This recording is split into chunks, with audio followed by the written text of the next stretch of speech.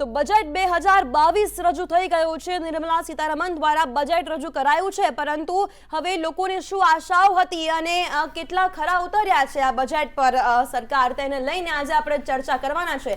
મારી સાથે ચર્ચામાં સ્ટુડિયોમાં જોડાઈ ગયા છે સિદ્ધાર્થભાઈ ભટ્ટ, જે એનાલિસ્ટ છે, બીજેપીથી પલકભાઈ પવાઘડી જોડાઈ ગયા છે, કોંગ્રેસથી મેહુલભાઈ પક્ષ રાખવાના છે, અને ટેક્સ એક્સપર્ટ અજીતભાઈ શાહ જોડાઈ ગયા છે।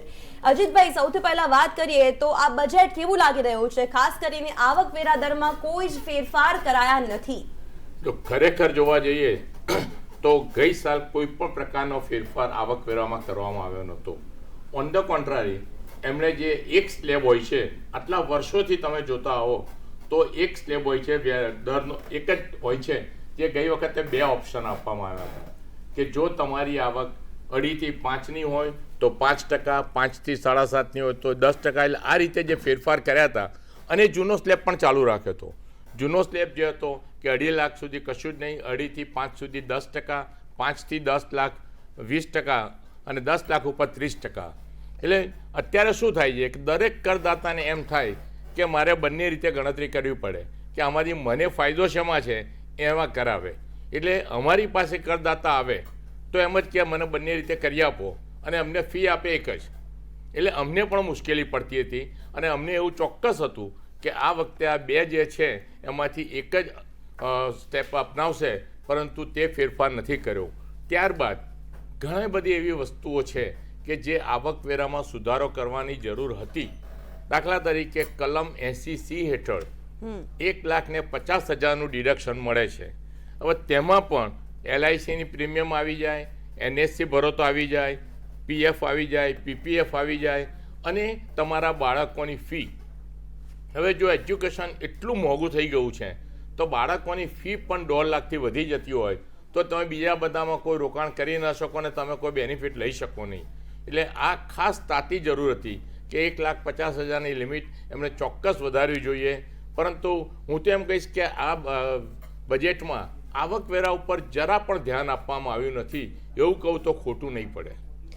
બિલકુલ સિદ્ધાર્થભાઈ, શું કહેવું છે? અર્થવ્યવસ્થા પર ઘણી મોટી અસર થશે, કારણ કે આ વખતે કોઈ મોટા ફેરફારો થયા નથી, અથવા તો કોઈ જ રાહત પણ એટલી આપવામાં આવી નથી।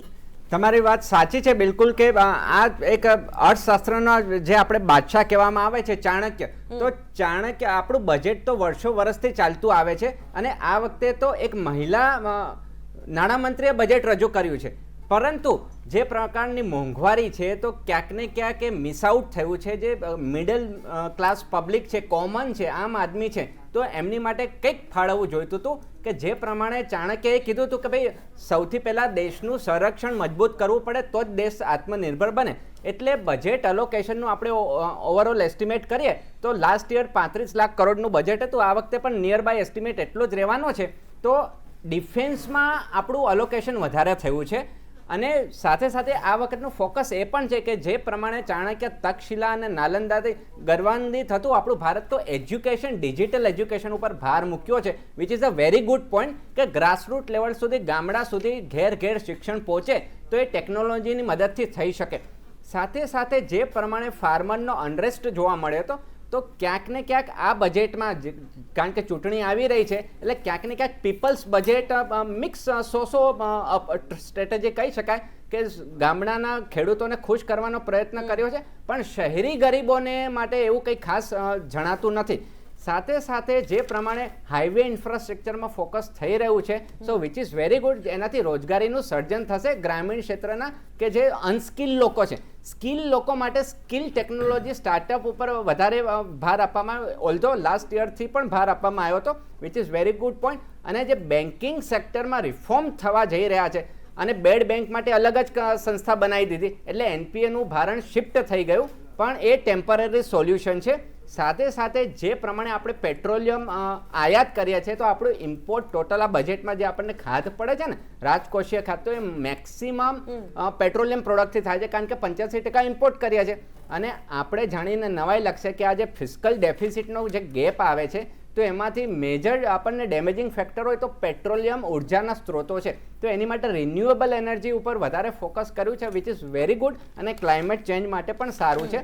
અને પ્રોડક્શન લિંક ઇન્સેન્ટિવ સ્કીમ આપી છે, અને એમાં આ વખતે ટેલિકોમ સેક્ટરને પણ ઇન્વોલ્વ કરી રહ્યા છે. સો વી મસ્ટ અપ્રિશિએટ ઇટ. અને સાથે સાથે આઈટી તો આપણે વિદેશી હુંડિયામણ લાવવા માટેનું એન્જિન છે.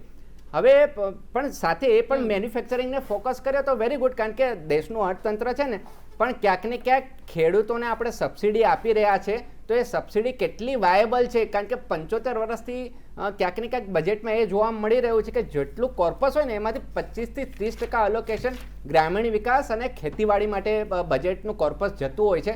પણ ખેડૂતોની પરિસ્થિતિ ત્યાંની ત્યાં જ છે. જે ફાર્મરની ડબલ ઇન્કમ કરવાની વાત છે, પણ રેડ ટેપિઝમ, ઇઝ ઓફ ડુઈંગ બિઝનેસનું કેટલા અંશે પાલન થાય છે.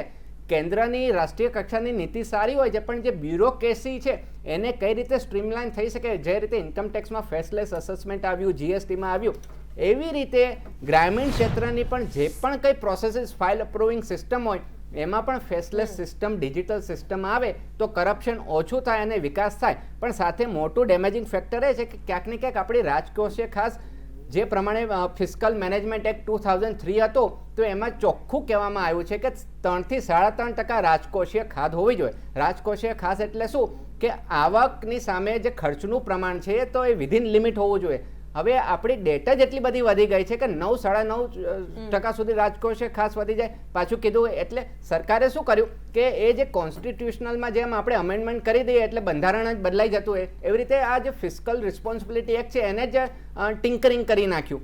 એટલે કે 3.5%ની જગ્યાએ 4-4.5% સુધી અલાવેબિલિટી કરી દીધી. So which is very damaging as far as the economy is concern. જે પ્રમાણે ગૃહિણીઓનું ઘરનું બજેટ હોય ને, તો એવી રીતે એક મહિલા નાણામંત્રીએ આ દેશનું બજેટ સાચવવાનું હોય તો એમાં રિલેક્સેશન ખોટી રીતે ના થવું જોઈએ અને એની માટે આપણે એફર્ટ મૂકવી પડે. બિલકુલ. પલકભાઈ, શું કહેવું છે? ખાસ કરીને બજેટ જ્યારે બનાવવામાં આવતું હોય છે ત્યારે સામાન્ય લોકો અને ગરીબ લોકોને કેન્દ્રમાં રાખીને બનાવવામાં આવતું હોય છે, પરંતુ દરેકને ખબર છે અત્યારે કોરોનાનો કપરો કાળ છે અને એ દરમિયાન સામાન્ય જનતા તો પીસાઈ જ રહી છે. એમાં ખાસ એ લોકોને કોઈ રાહત મળી નથી, એટલે લોકોમાં હવે નારાજગી પણ જોવા મળી રહી છે. આ અપેક્ષાઓ હતી એ લોકોની અત્યારે હવે ખૂબ નિરાશ થઈ ગયા છે લોકો. મેડમ, હું એટલું જ કહીશ કે બજેટ એટલે એક આવક અને જાવકનું સરકારશ્રીનું, કેન્દ્ર સરકારશ્રીનું પલ્લું. હવે કેન્દ્ર સરકારશ્રીએ જ્યારે આપણને આટલી બધી સારી યોજનાઓ આપી છે, આ બજેટને હું 2 પાર્ટમાં ડિવાઈડ કરીને જોઉં તો જે પહેલો પાર્ટ બજેટનો હતો જેમાં કેન્દ્ર સરકારે ફાઇનાન્સ મિનિસ્ટર મેડમે જે યોજનાઓ આપવાની હતી એમાં એક ક્ષેત્રને ફાઇનાન્સ મિનિસ્ટર મેડમે ટચ કર્યું છે. ઇન્ફ્રાસ્ટ્રક્ચરની વાત કરીએ તો 20,000 crore allotted for the road project. સામાન્ય માણસને, ગરીબોને શું ફાયદો થશે મને એ જણાવો આપ. હું આની ઉપર જ આવી રહ્યો છું, મને તમે બોલવાનો મોકો આપો. 25,000 કિલોમીટરનો હાઈવે પ્રોજેક્ટ એસ્ટાબ્લિશ થશે. 100 ગતિશક્તિ કાર્ગો ટર્મિનલ બનશે. ફાર્મિંગ વિશે વાત કરીએ તો farm would be armed with digitalization, organic ફાર્મિંગની વાત કરી છે. એજ્યુકેશન ક્ષેત્રે ડિજિટલ એજ્યુકેશન અને ડિજિટલ યુનિવર્સિટીની વાત કરી છે કે ગામડે ગામડે એક ટીવીના માધ્યમથી એજ્યુકેશન આપવાની વાત કરી છે. ડિફેન્સ ક્ષેત્રે 25% ડિફેન્સ બજેટ યુટિલાઇઝ થશે રિસર્ચ માટે, કે બીજા ઘણા બધા આવા રિફોર્મ આપેલા છે. હવે આ રિફોર્મ આપવા માટે સરકારશ્રીની તિજોરીમાં રૂપિયાની જરૂર છે. કોરોનાનો કપરો કાળ ચાલી રહ્યો છે, દરેક જનતા અત્યારે સમજી રહી છે.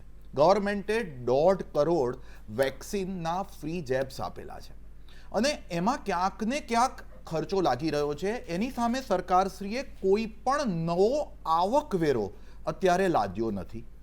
ના તો કોવિડ સેસ લગાવ્યો છે, ગયા વર્ષે પણ નથી લગાવ્યો, આ વર્ષના બજેટમાં પણ નથી લગાવ્યો. હું તમને જો બેનિફિટની થોડી ઘણી વાત કરું તો એસોસિએશન ઓફ પર્સન અને બોડી ઓફ ઇન્ડિવિડ્યુઅલ, જે લોકો ટ્રસ્ટ એક્ટમાં રજિસ્ટર્ડ નથી, એમનો સરચાર્જનો રેટ જે 25% કે 37% હાયર ઇન્કમ ઉપર લાગતો તો એ 15% જ કર્યો. લોંગ ટર્મ કેપિટલ ગેઇન જે પહેલા સ્ટોક માર્કેટ લિસ્ટેડ શેર્સનો 25% 37%ની જગ્યાએ 15% હતો, હવે જમીન મકાન કે કોઈ અન્ય અસેટ વખતે પણ 15% જ લાગશે, એવું બેનિફિટ આપ્યો.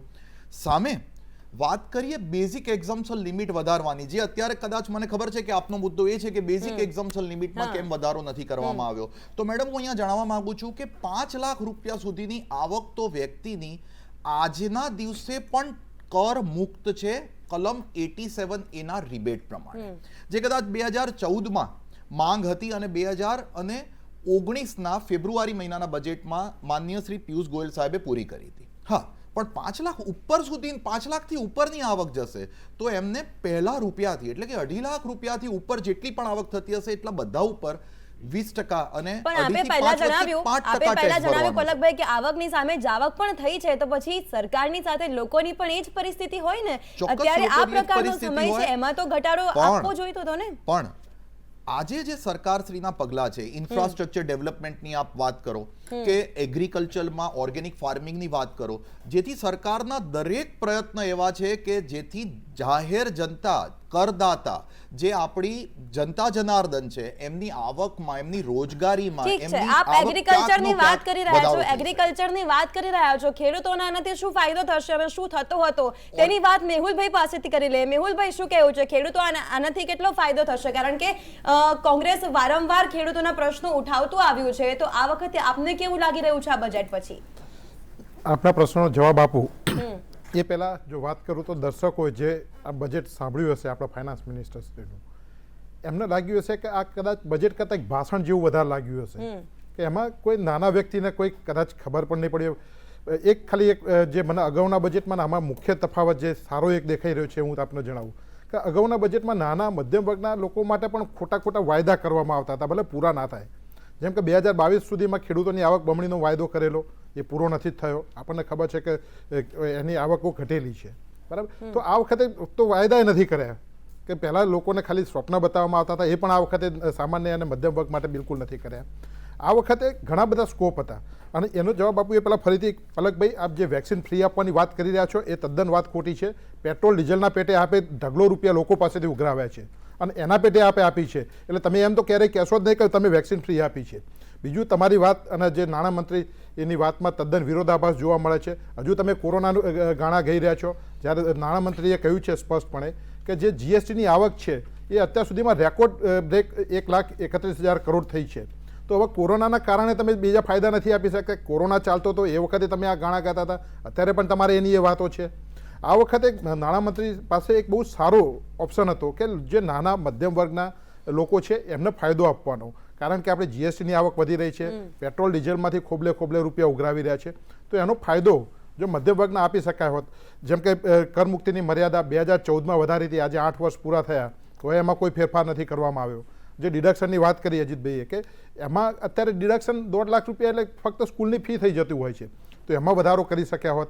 અને જો તમારા પૈસા જો ખૂટતા હતા, બરાબર છે, તમારા ખોટા જે કહેવાય કે એડવર્ટાઇઝમેન્ટ, માર્કેટિંગ કે પછી સેન્ટ્રલ વિસ્ટા જેવા પ્રોજેક્ટો માટે, તો તમે વેલ ટેક્સ નાખી શક્યા હોત. જે વેલ ટેક્સ પહેલાં હતો તમે નાબૂદ કર્યો. તમારા જે અમીરો લોકો, તમારા જે મિત્રો વર્તુળ છે ઉદ્યોગપતિઓનું, એમનો ફાયદો કરાવવા માટે તમે ફક્ત 1% જો વેલ ટેક્સ નાખ્યો હોત તો દરેક બાળકને 25 વર્ષ સુધી શિક્ષણ ફ્રી આપી શક્યા હોત. પણ તમારે એવું તો કરવું નહોતું, કારણ કે એ જેમની પાસેથી તમને જે મળતા હોય છે પૈસા, તો તમે જે એમનો ફાયદો કરાવવા માટે જે સામાન્ય વર્ગને ફાયદો કરાવવાનું હતું, તમે ક્યાંક ને ક્યાંક ચૂકી ગયા એવું લાગી રહ્યું છે. બીજું એક ખાસ આ વખતે જે અપેક્ષા હતી કે અત્યારે હાલ ઇતિહાસમાં પહેલી વખતે કોર્પોરેટ ટેક્સ છે એ ઇન્ડિવિજ્યુઅલ ટેક્સ કરતાં ઓછો છે, કે કોર્પોરેટ ટેક્સ 15% છે. તમે જો કંપની બનાવશો તો 15%, ભાગીદારી પેઢી કે LLP બનાવશો તો તમારે 30% ભરવાનો થતો હોય છે. તો આ વખતે લોકોને અપેક્ષા હતી કે બિઝનેસ કેવી રીતે કરવો એમણે નક્કી કરવા દો. તમે ટેક્સ સ્લેબમાં ફેરફાર કરીને તમે શું કરવા નક્કી કરો છો કે કેવી રીતે બિઝનેસ કરવો, તો એ પણ આમાં ચૂકી ગયા છે. બિલકુલ. ખેડૂતો માટે તો કદાચ, અને આપણે જોયું છે કે હમણાં જે રિપોર્ટ આવ્યો એમાં અસમાનતા, અમીર વર્ગ છે વધુ અમીર થઈ રહ્યો છે અને ગરીબ વર્ગ ગરીબ થઈ રહ્યો છે. કોરોનાના સમયગાળામાં 4,50,00,000 જેટલા લોકો ગરીબી રેખા નીચે ધકેલાયા છે, જ્યારે આપણા અબજોપતિની જે સંખ્યા છે 101થી વધીને 142 થઈ છે.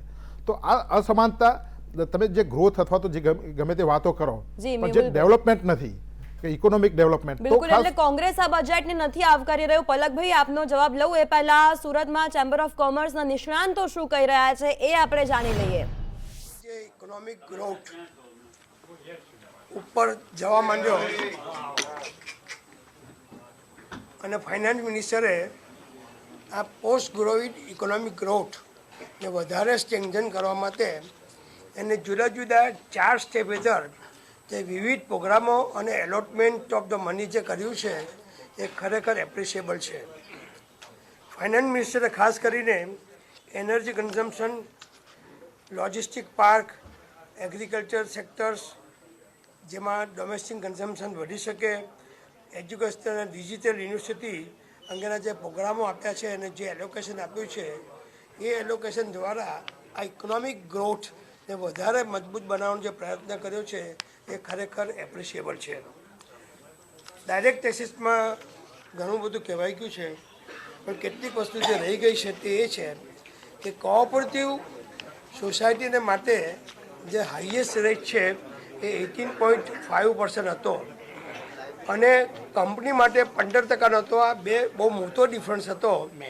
એ ઘટાડીને એને લેવલ પ્લેઇંગ લેવલ ઉપર લાવવા માટે 15% કોઓપરેટિવ સોસાયટીને પણ લાગુ કર્યું છે.